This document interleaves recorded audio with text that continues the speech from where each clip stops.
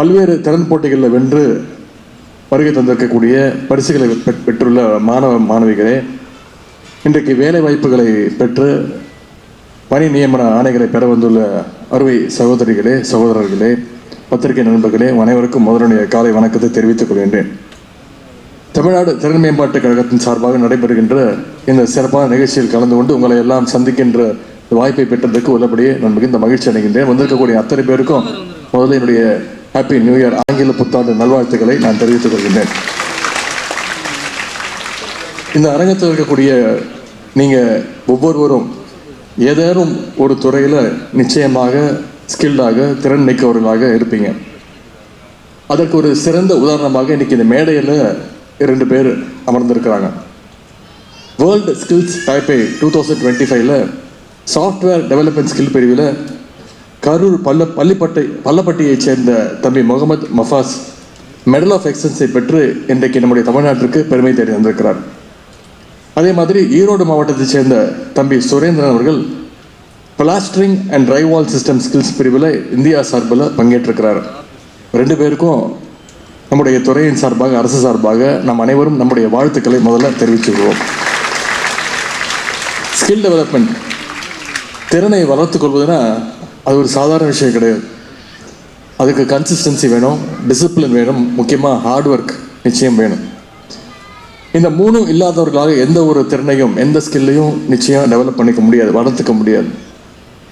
சில பேருக்கு திடீர்னு சில விஷயங்களில் ஆர்வம் வரும், அதில் ரொம்ப நேரம் கான்சன்ட்ரேட் பண்ணுவாங்க, கொஞ்ச நாளைக்கு அந்த விஷயத்தை பற்றி படிப்பாங்க, கற்றுக்க ட்ரை பண்ணுவாங்க, அப்புறம் அதை பாதியிலே விட்டுட்டு வேறு ஏதாவது ஒரு விஷயத்துக்கு ஜம்ப் பண்ணிவிடுவாங்க. அந்த மாதிரி இருந்தால் ஒவ்வொரு திறனையும் நம்ம ஸ்பெஷலிஸ்டாக நம்ம கற்றுக்க முடியாது, திறனை வளர்த்துக்க முடியாது. கன்சிஸ்டன்சி, டிசிப்ளின், ஹார்ட் ஒர்க், இந்த 3 தொடர்ந்து இருந்தால் தான் நீங்கள் வாழ்க்கையில் இன்னும் பல உயரத்துக்கு நிச்சயம் சென்றடைய முடியும். இதற்கு சரியான ஒரு எடுத்துக்காட்டு தான் நம்முடைய முத்தமிழர் டாக்டர் கலைஞர் அவர்கள். பள்ளி மாணவராக ஸ்கூல் ஸ்டூடெண்டாக இருக்கும்போது மாணவ நேசன்னு ஒரு கையெழுத்து பத்திரிகையை தொடங்கினார்.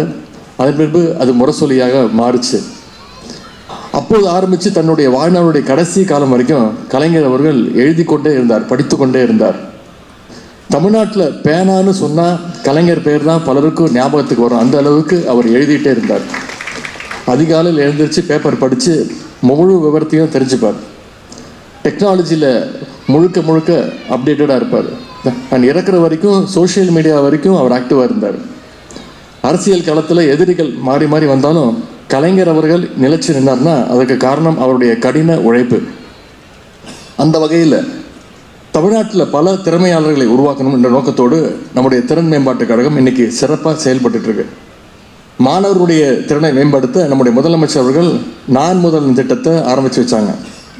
அந்த திட்டம் எந்த அளவுக்கு பயன் கொடுத்துருக்குன்னு உங்களை எல்லாம் பார்க்கும்பொழுது, இங்கே வந்திருக்கக்கூடிய வெற்றியாளர்களையும் பார்க்கும்பொழுது தெளிவாக தெரிகின்றது. தமிழ்நாடு திறன் மேம்பாட்டுக் கழகம் நடத்துகின்ற தமிழ்நாடு ஸ்கில்ஸ் காம்படிஷன் வெற்றி பெற்ற மாணவர்கள் இன்னைக்கு வேர்ல்டு ஸ்கில் காம்படிஷன் வரைக்கும் போய் சாதிக்கிறீங்க. சென்ற 2025 நவம்பர் மாதம் தாய்வானில் நடந்த ஆசியன் ஸ்கில்ஸ் போட்டிகளில் தமிழ்நாட்டை சேர்ந்த 3 பேர் பங்கேற்றிருக்கிறீங்க. இப்போ இந்த ஆண்டுக்கான வேர்ல்ட் ஸ்கில்ஸ் காம்படிஷனில் கலந்துக்கிறதுக்கு நம்முடைய மாணவர்கள் தயாராகிட்டு இருக்காங்க. உங்களில் பல பேர் கலந்துக்கிட்டு வெற்றி பெற வேண்டும் என்று எங்களுடைய வாழ்த்துக்களை நாங்கள் தெரிவிச்சுக்கிறோம்.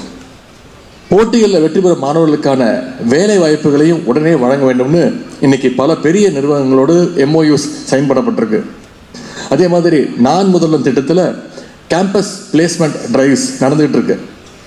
கடந்த டிசம்பர் மாதம் தொடங்கி இப்போ வரைக்கும் நடந்த வேலைவாய்ப்பு முகாம்களில் கிட்டத்தட்ட 1200 மாணவர்களுக்கு வேலை வாய்ப்புகளை உருவாக்கி கொடுத்துருக்குது நம்முடைய அரசு. நான் முதல்வன் திட்டம் மூலமாக வர்ற ஜூன் மாதம் வரைக்கும் தமிழ்நாடு முழுக்க 100க்கும் அதிகமான வேலைவாய்ப்பு முகாம் நடக்க இருக்கின்றது.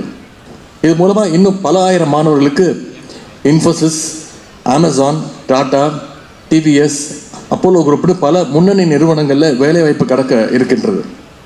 மாணவர்களுக்கு தேவையான ஸ்கில் ட்ரைனிங்ஸை அந்த கம்பெனிஸே கொடுக்க அவங்க முன் வர்றாங்க.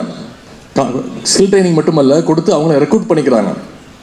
பயிற்சினா தமிழ்நாட்டில் மட்டுமல்ல, உலகில் பல நாடுகளில் இருக்கிற தொழிற்சாலைகளுக்கும் பல்கலைக்கழகங்களுக்கும் நம்முடைய மாணவர்கள் பயிற்சிக்காக போயிட்டு வரீங்க. அரசினுடைய ஸ்கவுட் திட்டத்தின் மூலமாக 10 மாணவர்கள் சவுத் கொரியாவை பயிற்சி முடிச்சுட்டு திரும்பியிருக்காங்க. இன்னும் 2 மாதத்தில் மேலும் 90 மாணவர்கள் German, Japan, Poland, Bahrain, Singapore போன்ற 4 நாடுகளுக்கு பயிற்சிகளுக்காக போக இருக்காங்க. மற்ற மாநிலங்கள் எல்லாம் பள்ளி படிப்பும் கல்லூரி படிப்புமே பெரிய கனவாக இருந்துட்டு வர்ற நேரத்தில் நம்முடைய தமிழ்நாட்டில் மட்டும்தான் நம்ம அடுத்த கட்ட வளர்ச்சியை நோக்கி பயணிச்சுட்டு இருக்கோம். மாணவர்கள் இன்னும் பல உயரங்களை தொடரணும்னு தான் 2 நாள் முன்னாடி 10 லட்சம் லேப்டாப்ஸ்களை கல்லூரி மாணவர்களுக்கு வழங்குகின்ற நிகழ்ச்சியை நம்முடைய முதலமைச்சர்கள் துவங்கி வச்சிருக்கிறாங்க. இப்படி தொடர்ந்து மாணவர்களுக்கான திட்டங்களை நம்முடைய முதலமைச்சர்கள் தந்துகிட்டு இருக்கிறார். யூபிஎஸ்சி தேர்வு எடுத்துக்கிட்டிங்கன்னா முன்னெல்லாம் அதில் தேர்வாகின்ற தமிழ்நாட்டு மாணவர்களுடைய எண்ணிக்கை வருடந்தோறும் குறைஞ்சிக்கிட்டே வந்துச்சு. அதை சரி செய்யணும்னு நான் முதல்வன் திட்டத்தின் கீழே யூபிஎஸ்சி எக்ஸாமுக்கு ப்ரிப்பேர் பண்ணுற மாணவர்களுக்கு பயிற்சி மற்றும் ஊக்கத்தொகை நம்முடைய முதலமைச்சர் அவர்கள் அறிமுகம் செஞ்சாங்க. 2021 தமிழ்நாட்டிலிருந்து யூபிஎஸ்சிக்கு தேர்வானவங்க வெறும் 27 பேர் தான் இருந்தாங்க. இன்னைக்கு நான் முதல் திட்டம் வந்த பிறகு 2025 சென்ற ஆண்டு 59 பேர் தமிழ்நாட்டிலிருந்து யூபிஎஸ்சி எக்ஸாம்ஸை கிளியர் பண்ணியிருக்காங்க. அதே போல் railway exam, bank exam, staff selection commission எக்ஸாம்னு அனைத்து போட்டித் தேர்வுகளுக்கும் படிக்கின்ற மாணவர்களுக்கு நம்முடைய அரசு எல்லா விதமான உதவிகளையும் ஊக்கத்தையும் அளித்து வருகின்றது.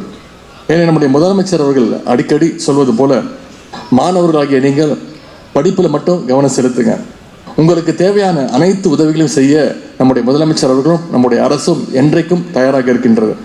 நாளைக்கு உங்களிலிருந்து ஐஏஎஸ், ஐபிஎஸ், ஐஎஃப்எஸ் அதிகாரிகள் உருவாக வேண்டும். பெரிய பெரிய நிறுவனங்களில் நீங்கள் அதிகாரிகளாக போய் உட்காரணும். மற்றவங்களுக்கு நீங்களும் ஒரு இன்ஸ்பிரேஷனாக இருக்க வேண்டும். நீங்கள் வேலை தேடுற நிலைமை மாதிரி இன்னைக்கு 4 பேருக்கு வேலை கொடுக்கின்ற நிலைமைக்கு நீங்கள் உங்களை உருவாக்கி கொள்ள வேண்டும். அதற்கு தமிழ்நாடு திறன் மேம்பாட்டுக் கழகம் என்றைக்கும் உங்களுக்கு உறுதுணையாக இருக்கும். திறன் போட்டியில் வென்ற உங்கள் அத்தனை பேருக்கும் மீண்டும் என்னுடைய வாழ்த்துக்களை தெரிவித்து இந்த வாய்ப்புக்கு நன்றி கூறி விடைபெறுகின்றேன். நன்றி, வணக்கம்.